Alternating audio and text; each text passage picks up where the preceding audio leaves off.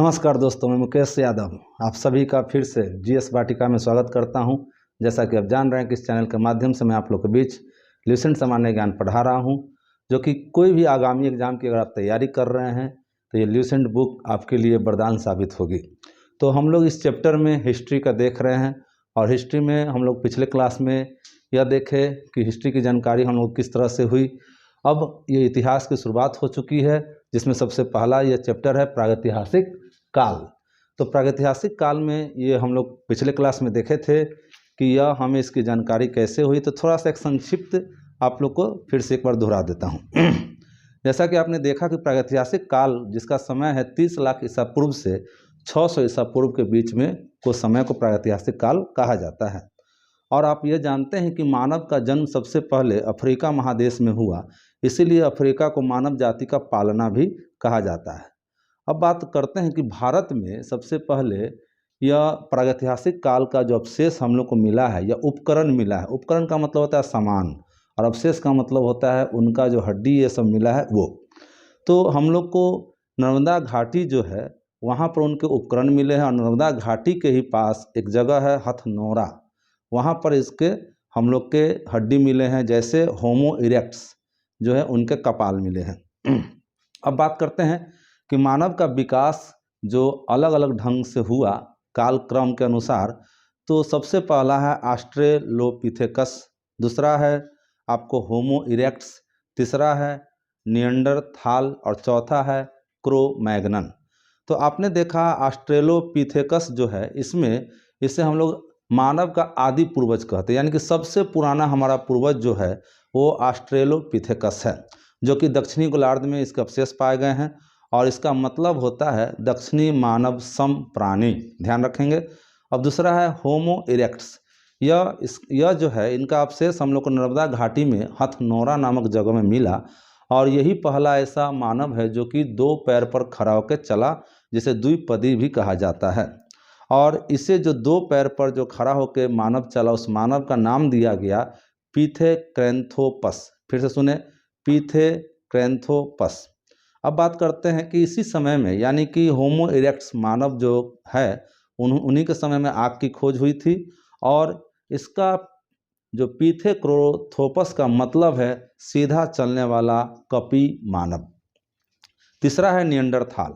आपने देखा कि जब आदमी मर जाते हैं तो इनको यह बात समझ में आ गई कि आदमी का अंतिम समय में उसको ढंग से तरीका से उनको विदा करना चाहिए।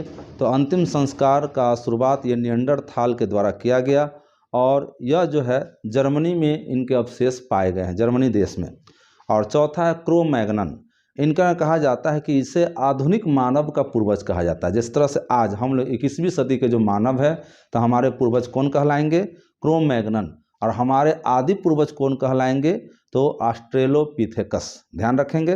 तो ये क्रो-मैग्नन जो है ये इसे पूर्ण मानव कहा गया। पूर्ण मतलब पूरी तरह से हम लोग की तरह हाथ गोर और सीधा खड़ा होकर चलना, हम लोग की तरह शकल सूरत मिलना, और यह इसे ही वैज्ञानिक नाम दिया गया है होमो सेपियन सेपियन।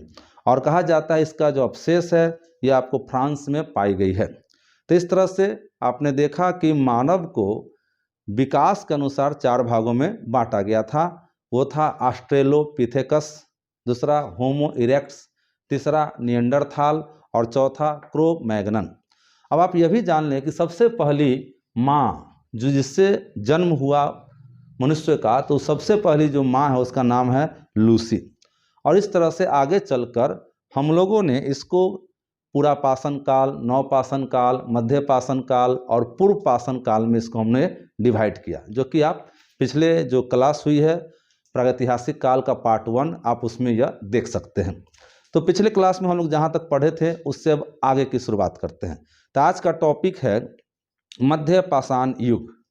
तो एक बार फिर से दोहरा देता हूँ पुरापाषाण युग को। तो इसमें है एक है आपको पुरापाषाण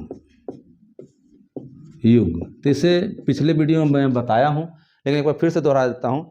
कहा जाता है कि आग का जलाना यानी कि आग की शुरुआत जो हुई पुरापाषाण युग में हुई। इसके अलावा उस समय जो आदिमानव लोग थे उनका मुख्य पेशा जो था शिकार करना, और पुरापाषाण युग को ही हम लोग सोहन संस्कृति के भी नाम से जानते हैं। और इसी समय उनके द्वारा जो पुरापाषाण युग में जो ये लोग उपकरण यूज करते थे, यानी कि पशु को मारने के लिए जो उपकरण बनाते थे, उस उपकरण में कुछ का नाम है। जैसे ये उपकरण जो पाया गया, कहाँ पाया गया, तो वो सोहन घाटी, नर्मदा घाटी और अतिरमपक्कम में।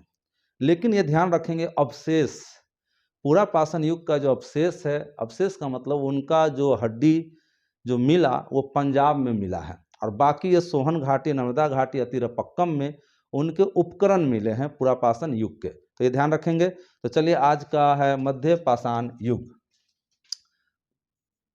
मध्य पाषाण युग, तो इसकी बात हम लोग करते हैं। कहा जाता है कि मध्य पाषाण युग में पुरापाषाण काल और मध्य पाषाण काल के बीच का यह समय है मध्य पाषाण युग। कहा जाता है इसे माइक्रोलिथिक का उपयोग, ध्यान रखेंगे, इसमें सबसे पहला माइक्रोलिथ का उपयोग सबसे पहले इसी काल में हुआ था, यानी कि यह मध्य पाषाण युग में। उसके बाद कहता है कि हिरण के सींग की माला, ध्यान रखेंगे। दूसरा है हिरण के सींग की माला, हिरण की सींग की माला भी यहाँ पाया गया है, और वो कौन जगह है, तो महदहा, ये ध्यान रखेंगे, महदहा में ये हिरण के सींग के यहाँ पर माला मिली है। इसके अलावा हड्डी का आभूषण भी मिला है। नेक्स्ट है तीसरा, हड्डी का आभूषण, यानी कि वो लोग जो आभूषण का मतलब जैसे कान का हो गया, गला का हो गया, हाथ का हो गया, इस तरह का जो आभूषण बनाया गया वो भी हड्डी का आभूषण मिला है, और वो कौन जगह, तब बागौर में,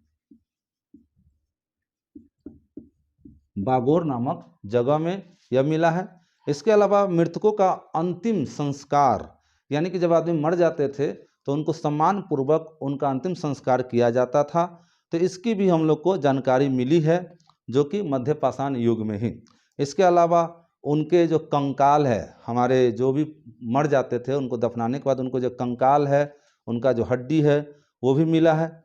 और कहा जाता है कि एक टेरी स्थल, इससे हम लोग, ये जो मध्य पाषाण युग है इसे हम लोग टेरी स्थल भी कहते हैं, ध्यान रखेंगे, टेरी स्थल के नाम से भी जाना जाता है।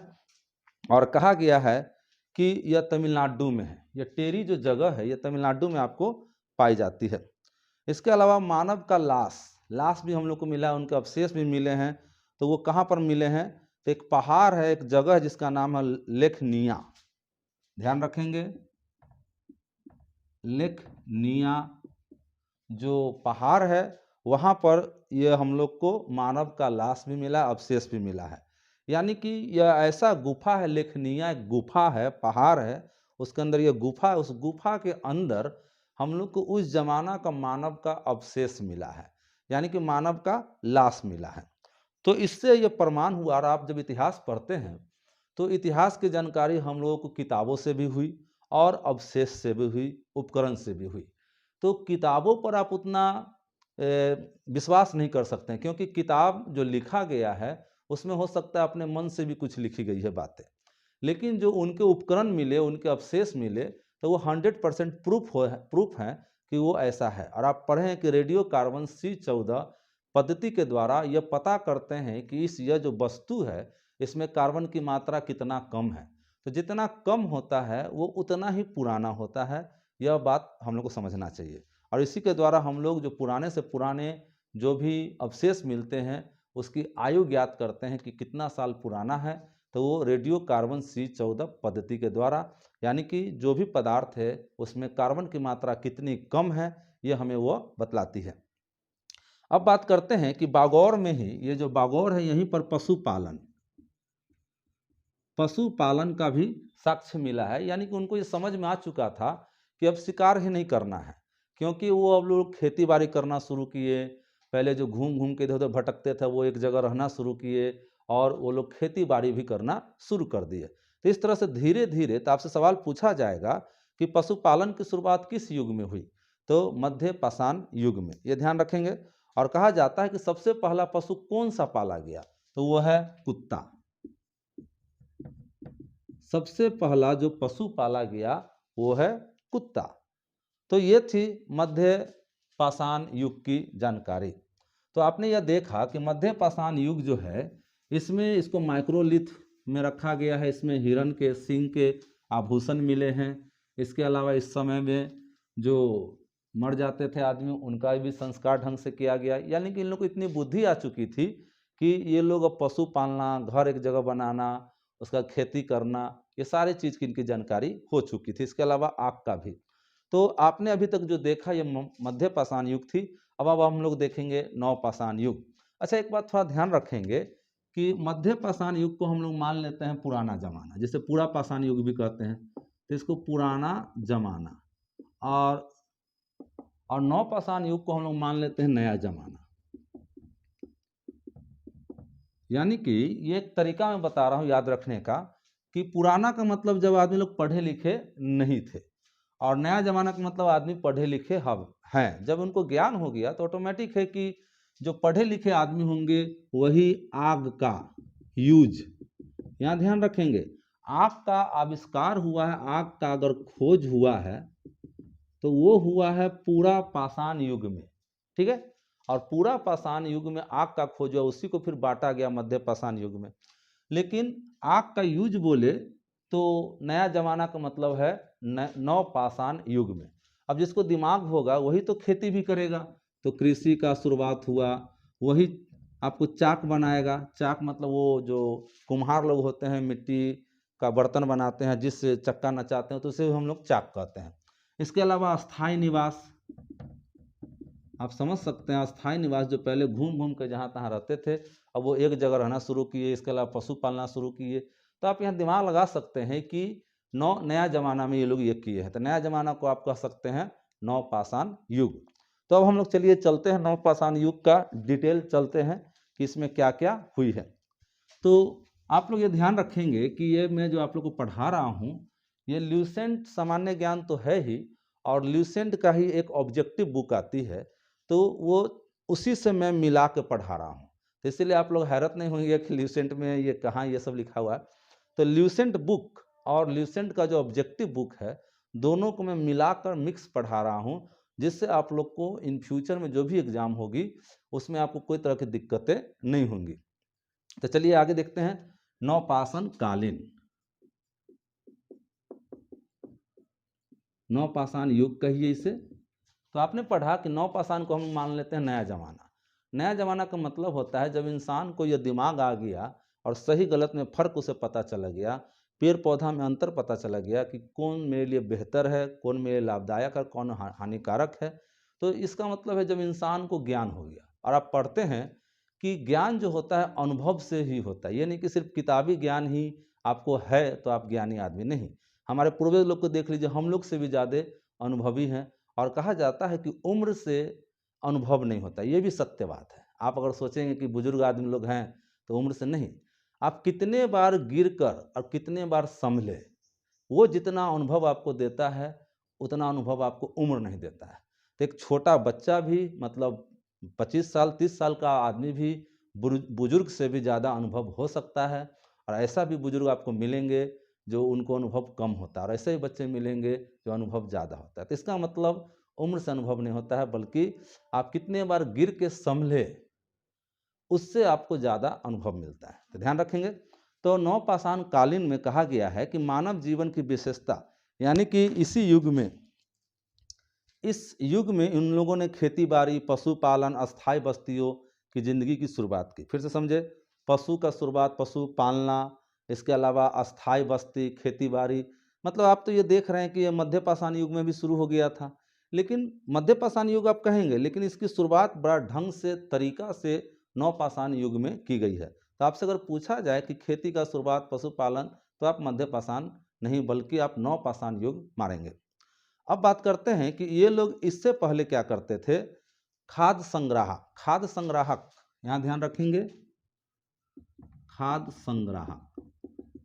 खाद्य संग्राहक का मतलब होता है खाने वाला जो वस्तु है। जैसे हम लोग भी देखिए इंडिया में यह है कि किसान लोग धान गेहूँ उपजा कर वो अपने घर में गोदाम में रख देते हैं कि इन फ्यूचर के लिए काम आएगा।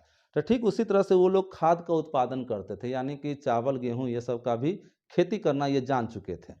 और इसके अलावा हम लोग को साक्ष्य भी मिला है कि खेती वो लोग कहाँ करते थे, तो कहा जाता है मेहरगढ़। तो सबसे पहला जो इन लोगों ने जगह एक है मेहरगढ़, और यह कहाँ है, तो पाकिस्तान के बलूचिस्तान नामक जगह में, पाकिस्तान के बलूचिस्तान, पाकिस्तान के बलूचिस्तान नामक जगह में मेहरगढ़ है। और वहीं पर हम लोग को यह साक्ष्य मिला है कि उन लोगों ने जो सबसे पहला खेती की वो गेहूं और जौ की। ध्यान रखेंगे, गेहूं प्लस जौ की इन लोगों ने खेती किया। इसका प्रमाण हम लोग को मेहरगढ़ से मिला। और यह मेहरगढ़ कहाँ है, तो पश्चिमी बलूचिस्तान में। और पश्चिमी बलूचिस्तान कहाँ है, तो पाकिस्तान में। ये ध्यान रखेंगे आप। आगे है धान की दोनों प्रकार की प्रजाति। नेक्स्ट है धान, धान की दोनों प्रकार की प्रजाति। दोनों प्रकार का मतलब है एक जंगली और एक जो हम लोग बोए। तो एक जंगली प्रकार का, एक मतलब जो हम लोग बोए अच्छा फसल, तो उन दोनों का हम लोग का प्रमाण जो है उत्तर प्रदेश में एक जगह है बेलन घाटी। ध्यान रखेंगे, यूपी में एक जगह है बेलन घाटी। यहाँ पर यह हम लोग को धान का प्रमाण मिला है।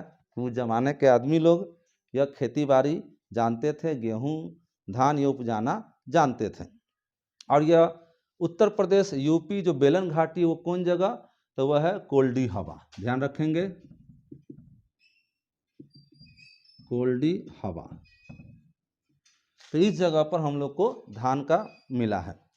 अब कहता है कि जब ये लोग खेती बाड़ी शुरू कर दिए तो पहले जो भटक भटक कर जहाँ तहाँ रहते थे, खाना बदोश की तरह जो जिंदगी जीते थे, तो वो जिंदगी अब जीना छोड़ दी। अब एक जगह ही घर बनाकर यानी कि अस्थायी रूप से बसना वो शुरू कर दिए। ये स्वाभाविक सी बात है, जब वो पशु पालेंगे, खेती करेंगे, तो ऑटोमेटिक बात है कि वो अपना जीवन जो है एक जगह स्थायी ही बिताएंगे। तो आप ध्यान रखेंगे कि खेती का शुरुआत है, एक जगह स्थायी है, ये सभी आपको नवपाषाण युग में हुआ है। अब बात करते हैं आगे है कि हम लोग को कुछ जगह जो है वो प्रमाण भी मिला है, जैसे गड्ढा घर। इसे हम लोग गर्त भी कहते हैं, गर्त घर या गड्ढा घर, यानी कि जमीन के नीचे, जैसे आज के डेट में हम लोग कहते हैं अंडरग्राउंड घर। तो जमीन के नीचे वो लोग अपना घर बनाते थे और नीचे उतरने के लिए सीढ़ी भी होता था। तो इसका प्रमाण हम लोग को जम्मू कश्मीर में एक जगह है, दो जगह है, एक ब्रुज होम और एक गुफक राल। ध्यान रखेंगे, ब्रुज होम और एक है प्लस गुफक राल। ध्यान रखेंगे, यह दो जगह है और यह दोनों जम्मू कश्मीर में है। ये दोनों जम्मू कश्मीर में है। यहाँ पर हम लोग को अंडरग्राउंड घर मिला है, और वो भी नवपाषाण युग में ही, क्योंकि उनको यह दिमाग जब आ गया, आपको मैंने पहले बताया नया जमाना, तो जब इनको यह दिमाग आ गया तो ये लोग आराम से यह घर के मतलब ज़मीन के अंदर वो अपना घर बनाते थे। इससे क्या होता था, पशु पक्षी से, जंगली जो जानवर होते थे उनसे इन लोग का बचाव होता था। तो इसका प्रमाण मिला है आपको जम्मू कश्मीर में। इसके अलावा यह भी मिला है कि इन लोग के साथ लाश अगर मान लीजिए कोई आदमी दफना देता था तो इसमें, तो ये इनके लाश के साथ, सपोज कीजिए कि ये किसी का लाश है, तो इनके साथ कुत्ता का भी प्रमाण मिला है, यानी कि इनके साथ कुत्ता को दफनाया जाता था। और ध्यान रखेंगे, और मेहरगढ़ जो पाकिस्तान में पड़ता है वहाँ भी लाश मिला है, तो उसके साथ बकरी को दफनाने का प्रमाण मिला है। फिर से ध्यान रखेंगे आप लोग, बकरी, जो कि आप ये आगे पढ़ेंगे साइंस में कि बकरी सबसे ज़्यादा टेम्परेचर को बर्दाश्त करती है। और आप गौर कीजिएगा कि बकरी को जहाँ तहाँ खूटा गाड़ के बीच जगह में छोड़ दिया जाता है जहाँ धूप भी पड़ता है, तो बकरी सबसे ज़्यादा यह गर्मी बर्दाश्त करती है। लेकिन यहाँ ध्यान रखेंगे कि पाकिस्तान में जो बलूचिस्तान है और वहीं पर मेहरगढ़ एक जगह है, तो वहाँ पर लाश के साथ यानी कि शव के साथ आपको बकरी का भी हम लोग को हड्डी मिला है। और जम्मू कश्मीर में जो जगह है वहाँ लाश है, तो वहाँ पर हम लोगों को कुत्ता का उनके साथ दफनाने का भी प्रमाण मिला है। इसके अलावा दक्कन जाएंगे, यानी कि महाराष्ट्र साइड में, दक्कन, तो आप महाराष्ट्र में जाएंगे तो यहाँ पर भी आपको मिलेगा कि यहाँ पर को राख का टीला मिलेगा। राख जो हम लोग गोईठा वैठा जलाते हैं, जलावन जलाते हैं, तो उससे जो बच जाता है अवशेष उसको हम लोग राख कहते हैं। तो वहाँ राख आपको मिलेगा, राख का बड़का बड़का ढेउल मिलेगा, हम लोग गाँव के भाषा में ढेउल कहते हैं। यानी कि उसकी एक जगह मिलेगा ऊंचा, जहाँ पर राख ही राख होगा। तो उस जगह से ये प्रमाण हम लोग को मिलता है कि चलिए ये लोग यहाँ पर अस्थायी रहते थे और अपना खाना वाना बनाते थे, पशु को भी रखते थे।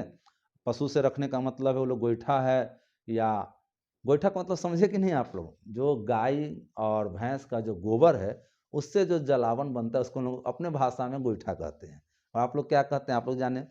तो इस तरह से यह हम लोग को मिला है। इसके अलावा आप देखेंगे कि चाक का आविष्कार। चाक, चाक तो आपको हमने पहले ही बता दिया। चाक क्या होता है कि कुम्हार लोग जो मिट्टी का बर्तन बनाते हैं तो उनका देखिए एक बड़ा सा इस तरह से चक्का होता है, उसको घुमाते हैं और घुमाने के बाद ही वो मिट्टी का बनाते हैं, घड़ा हो चाहे कुछ भी हो, तो उससे हम लोग चाक कहते हैं। तो चाक का आविष्कार भी नवपाषाण काल में ही हुआ है।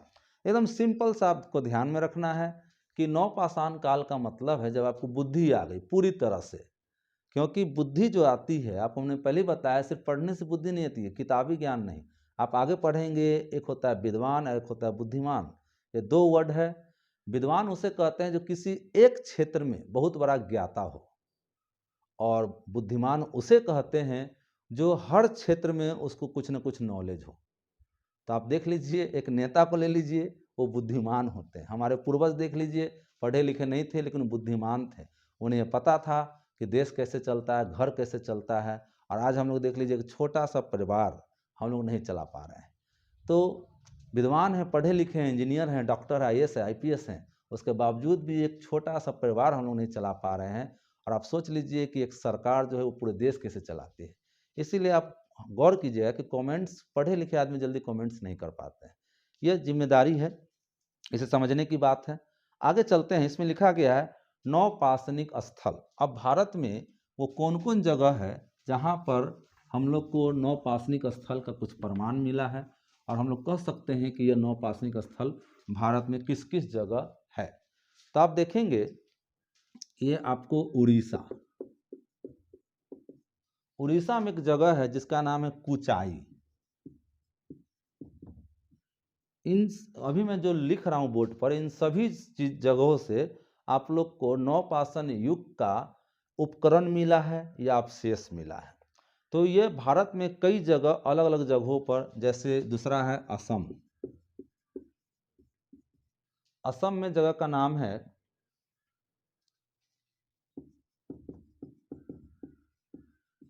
दाओजले हैडिंग। एग्जाम में पूछेगा आपसे कि दाओजली हैडिंग जो है वो किस राज्य में है, असम में है। कुचाई कहाँ है, उड़ीसा में है। या आगे आपको फिर मिलेगा पश्चिम बंगाल।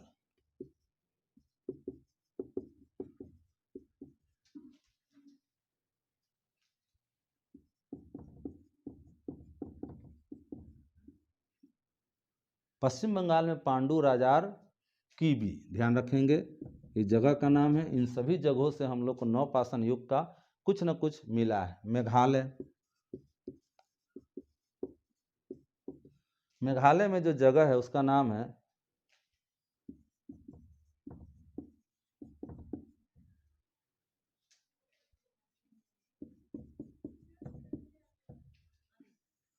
पायन थोर लंगतिन। ध्यान रखिए, पायन थोर लंगतिन जो है ये आपको मेघालय में। इसके अलावा उत्तर प्रदेश, यूपी में आपने देखा कोल्डी हवा,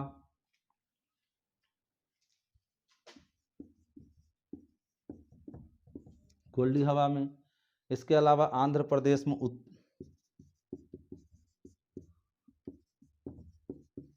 उतनूर,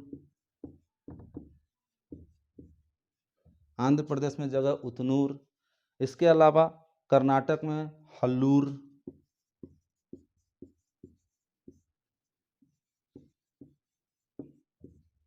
हल्लूर। और तमिलनाडु में, तमिलनाडु में जो जगह है वो है पय्यमपल्ली, पय्यमपल्ली।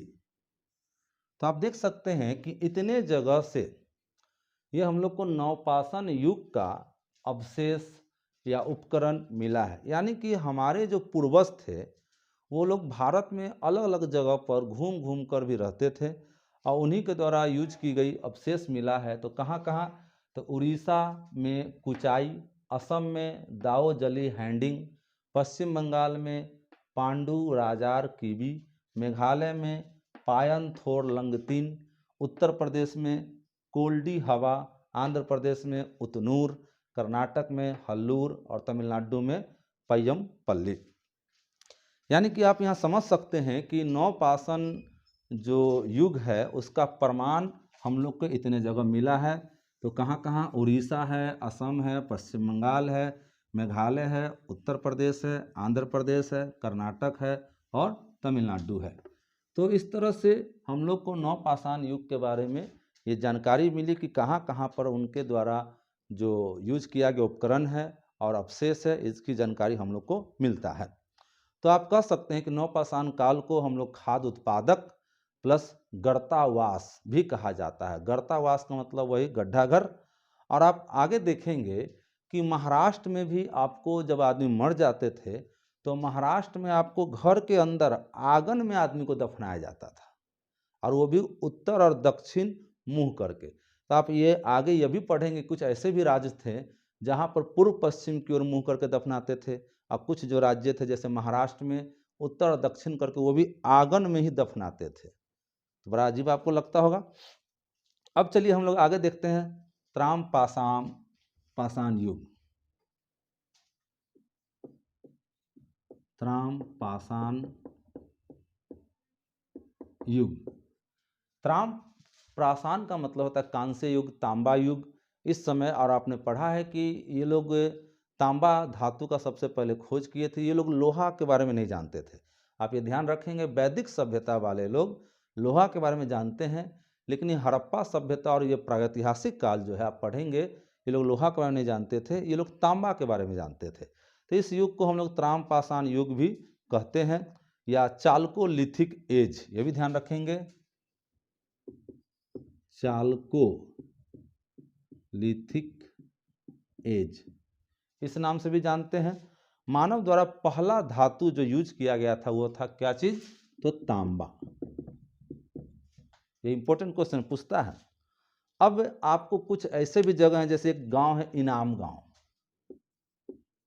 इनाम गांव, यहाँ पर उस जमाना में 5 कमरा मिला है। सोच सकते हैं, बड़ा अजीब लगता होगा आपको कि उस जमाना में 5 रूम मिला है। अब देख लीजिए वो लोग कितना इंटेलिजेंट थे, कितना आगे बढ़ चुके थे। तो इनाम गांव एक जगह है जहाँ पर आपको 5 कमरा मिला है। इसके अलावा मालवा, मालवा पड़ता है मध्य प्रदेश में। तो मालवा में जैसे मान लीजिए कि कोई इस तरह का ये बर्तन मिला है, और इस बर्तन पर यह डिजाइन मिला है, चित्रित मृद भांड। मृद भांड का मतलब होता है मिट्टी का बर्तन, मृद भांड।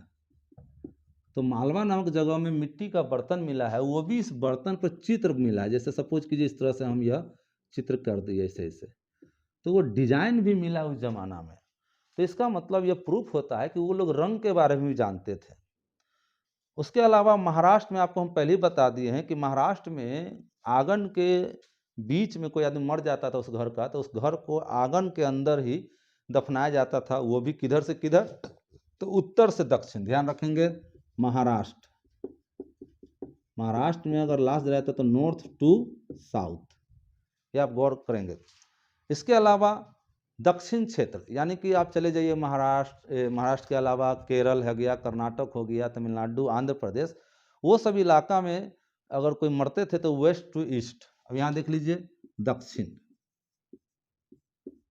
दक्षिण क्षेत्र में कोई आदमी मरते थे तो वेस्ट टू ईस्ट, यानी कि पूर्व और पश्चिम उसका माथा करते थे। पश्चिमी क्षेत्र अपने ही भारत देश में, तो पश्चिमी क्षेत्र जो है वहाँ पर पूर्ण समाधान, पूर्ण का मतलब होता है पूरी तरह से उनके लाश को दफना दिया जाता था। इसके अलावा इसमें कोई पूर्व पश्चिम नहीं दिया गया। और सबसे पूर्वी भारत, जैसे आप लोग नॉर्थ ईस्ट कहते हैं, तो पूर्वी भारत में जो था यहाँ पर आंशिक समाधान, आंशिक समाधान। आंशिक का क्या मतलब होता है? ये लोग क्या करते थे, कोई आदमी मर जाता था तो पहले खुले जगह पर उसको छोड़ दिया जाता था, घर से दूर खेत में बीच जहाँ पर खुला जगह हो, वहाँ पर उसको पशु पक्षी जो भी था उसको पहले खा लेते थे और उसके बाद जो बचता था उसके बाद उसको दफनाते थे। तो इसे कहा गया आपको आंशिक समाधान। तो आपने यह देखा कि अपने ही भारत में अलग अलग जगह पर अलग अलग नियम था। महाराष्ट्र में कोई मरते थे तो उनको आंगन के अंदर में ही और उनका माथा और पैर उत्तर और दक्षिण दिशा में दफनाते थे। दक्षिण क्षेत्र में यानी कि आप चले जाइए तमिलनाडु, केरल, कर्नाटक, आंध्र प्रदेश, ये सब जगह में दफनाते थे तो पूर्व और पश्चिम करके दफनाते थे।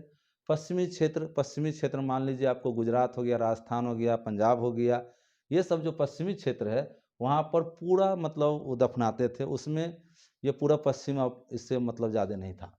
और पूर्वी भारत जो है खासकर नॉर्थ ईस्ट, नागालैंड, असम, मेघालय, मिजोरम, मणिपुर, अरुणाचल, ये जो आप पढ़ रहे हैं जिसे हम लोग सेवन सिस्टर कहते हैं, तो वहाँ पर आंशिक समाधान यानी कुछ दिन छोड़ देते थे जो पशु पक्षी ये सब खा ले, उसके बाद जो बचता था उसको वह दफनाते थे।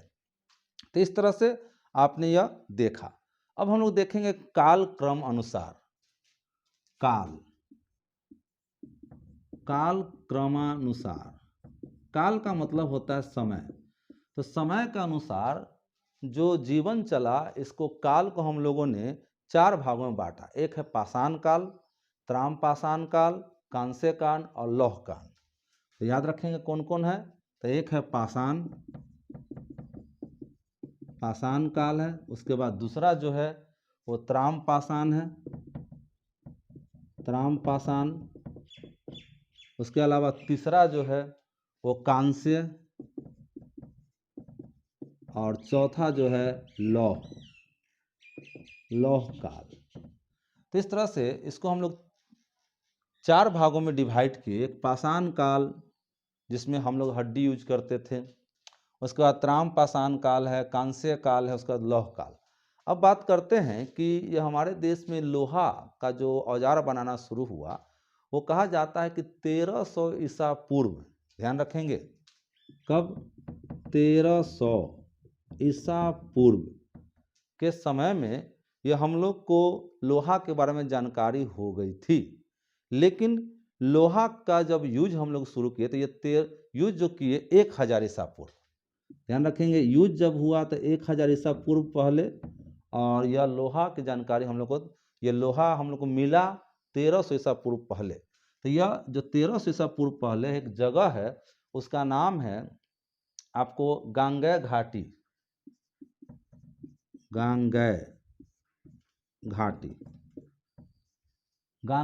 नामक जगह में यह मिला है। इसके अलावा आर्य लोग के द्वारा, ध्यान रखेंगे यह जो है पहला बार जब यूज किया गया, यूज अगर बोले तो आर्य लोग के द्वारा। आप इनका स्पेशल एक चैप्टर पढ़ेंगे वैदिक सभ्यता, और आपको याद होगा पिछले क्लास में आपको उन्हें पढ़ाया है कि इतिहास को जो है 3 भागों में डिवाइड किया गया, प्रागैतिहासिक काल, आर्धैतिहासिक काल और ऐतिहासिक काल। आपने पढ़ा कि प्रागैतिहासिक काल उसे कहते हैं जिस काल में कोई भी किताब नहीं मिली है, लेकिन हमारे जो आदिमानव लोग थे उनके द्वारा यूज की गई जो सामान है, उपकरण है, वो मिला, तो उनसे हम लोग ने ये अपना पता लगाया रेडियो कार्बन C14 के माध्यम से कि ये कितना पुराना है। दूसरा अर्ध ऐतिहासिक काल, आपने यह पढ़ा कि इस समय किताब तो मिली लेकिन वो इस भाषा में लिखी गई है कि आज तक उसको हम लोग पढ़ नहीं पाए हैं, तो इसलिए इसको आधा अधूरा कहा गया और इसमें रखा गया हड़प्पा सभ्यता को। और ऐतिहासिक काल उस काल को कहते हैं जिस समय से हम लोग को किताब भी मिली, उपकरण भी मिला, अवशेष भी मिला, और उसको उस किताब को लोग पढ़ सकने में मतलब सक्सेस भी हो गए। तो इस तरह से उस समय से ही हम लोग को इतिहास की जानकारी मिलती है। जैसे वैदिक सभ्यता, यानी कि वैदिक सभ्यता से पहले जो हड़प्पा सभ्यता है, इसके अलावा प्रागैतिहासिक काल है, इन सभी के बारे में हम लोग एक अनुमान लगाकर हमारे इतिहासकार लोगों ने लिखा है। तो इसके अलावा उस जमाना में यूज की गई चीज़ जैसे उपकरण है, अवशेष है, इससे भी हमें इतिहास की और हड़प्पा सभ्यता, प्रागैतिहासिक काल की जानकारी मिलती है। और कहा जाता है कि यह इतिहास की जानकारी जो साहित्य लिखी गई है उससे कहीं ज़्यादा आप विश्वास कर सकते हैं वो उपकरण और अवशेष पर। तो इस तरह से आपने ये जाना अब बात करते हैं कि ये जो लोहा है, ये लोहा तो हम लोग को मिल गया 3000 ईसा पूर्व पहले, वो भी गांगे घाटी में। और लोहा का यूज आपने देखा कि 1000 ईसा पूर्व पहले हुआ, वो भी किसके द्वारा? तो आर्य लोग के द्वारा। तो लोहा हम लोग को कहाँ कहाँ मिला ये देख लीजिए। जैसे उत्तर प्रदेश, तो लोहा कहाँ कहाँ मिला? सबसे नंबर 1 यूपी कर देता हूँ शॉर्ट में। तो यूपी में एक जगह है अतरंजी खेरा, अतरंजी खेरा, तो यहां पर मिला है। दूसरा राजस्थान में, राजस्थान में जो जगह है उसका नाम है नूह। तीसरा बिहार, बिहार में जो जगह है चिरांद। और चौथा पश्चिम बंगाल, पश्चिम बंगाल, इसमें जो जगह है महिषादल। तो ये 4 जगह हम लोग को लोहा के बारे में जानकारी मिली है।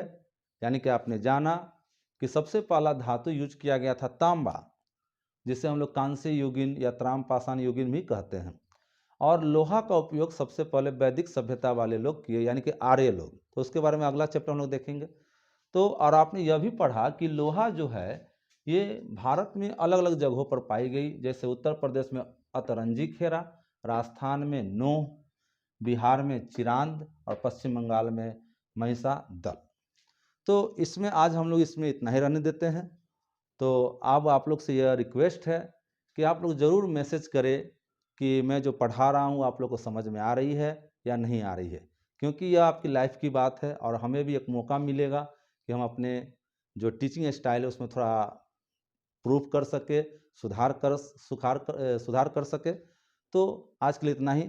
थैंक यू, धन्यवाद। और आप लोग ज़रूर शेयर करें, सब्सक्राइब करें और वो जो घंटी है उसे ज़रूर दबाएं, क्योंकि उसी के द्वारा आपको जब भी मैं वीडियो बनाऊंगा तो आपको मैसेज मिलेगी। और हाँ, इससे पहले जो आपको हमने वीडियो बनाया उसमें थोड़ा आवाज़ की प्रॉब्लम थी, ये टेक्निकल फॉल्ट है। हमारी कोशिश होती है कि मैं आपको अच्छे से अच्छा पढ़ाऊँ और आपको यहाँ। तो चलिए आज के लिए इतना ही। Thank you.